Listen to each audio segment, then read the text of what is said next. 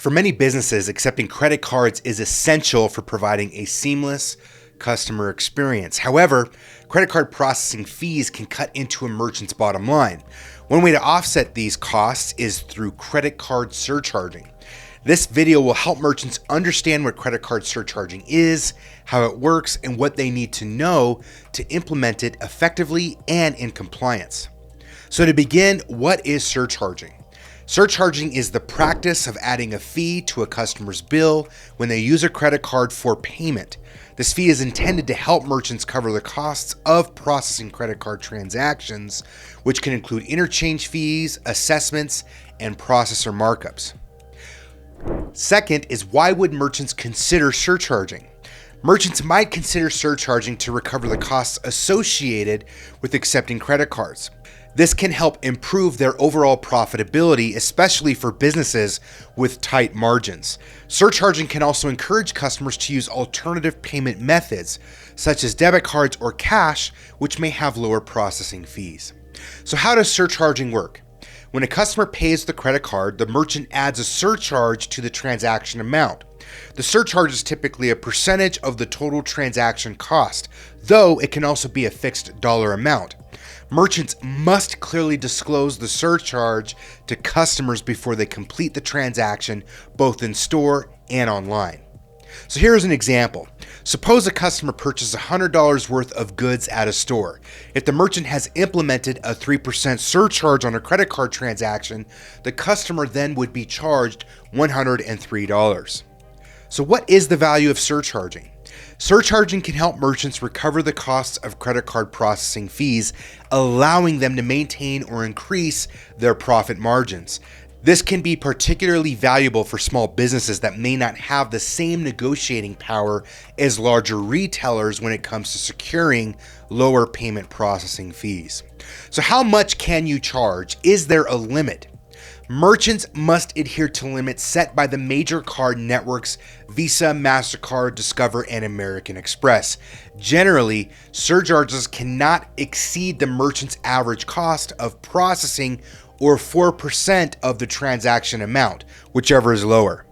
So here's some of the common challenges with surcharging. Some customers may view surcharges negatively, potentially impacting customer satisfaction or loyalty. Additionally, surcharging is prohibited in some states, so merchants must ensure they are compliant with local regulations. So what are the rules of surcharging? Merchants must follow guidelines set by the major card networks, which include clearly disclosing surcharge amounts to customers before the transaction. Second, applying surcharges only to credit card transactions, not debit or prepaid cards. Third, not exceeding the maximum surcharge amount allowed. And fourth, ensuring surcharges are applied consistently across all locations and sales channels. So how do merchants make sure they are adhering to surcharging rules and are compliant? Merchants should work with their payment processor to ensure they are implementing surcharges correctly and in compliance. Processors can help merchants understand the rules, monitor transactions for compliance, and update surcharge amounts as needed. So what do merchants need to do to start surcharging? To implement surcharging, merchants should review the rules and regulations set by the major card networks, determine the appropriate surcharge amount based on the average cost of processing, update point-of-sale systems to accommodate surcharging. They need to train employees on surcharge procedures and communication.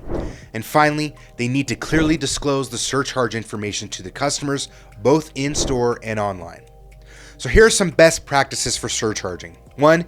Communicate the purpose of the surcharge to customers clearly and honestly. Provide alternative payment options such as debit cards or cash to accommodate customers who prefer not to pay surcharge fees.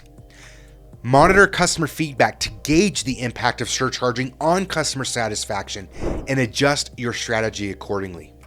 Regularly review and update surcharge amounts to ensure compliance with card network rules and local regulations. So what technology or services do merchants need to surcharge? Merchants may require the following to implement surcharging. First, a payment processor that supports surcharging and can assist with compliance. Second, point of sale or POS systems or online payment gateways capable of applying surcharges and displaying them clearly to customers. Third is signage or other materials to inform customers of surcharge policies in store. And last is updates to e-commerce platforms and online checkout processes to include surcharge information. Credit card surcharging can be a valuable tool for merchants looking to offset the costs of credit card processing fees. By understanding how surcharging works, implementing it in a compliant manner, and following best practices, merchants can maintain or even improve their profit margins while still providing a seamless payment experience for their customers. As with any business strategy, it is essential to monitor customer feedback and adjust as needed to ensure charging remains a beneficial part of your payment processing approach.